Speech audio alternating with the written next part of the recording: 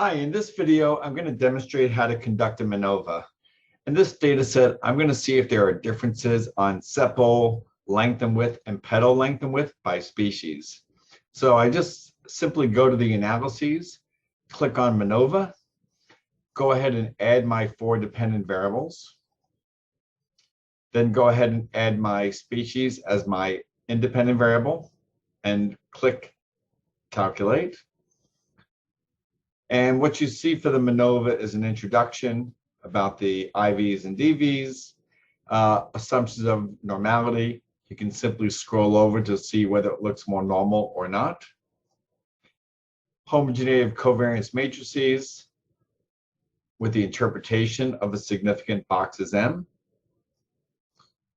No outliers. Look at multicollinearity. We have a correlation table. And then the results of that Manova, and here it looks like it was statistically significant. The APA tables, including effect size.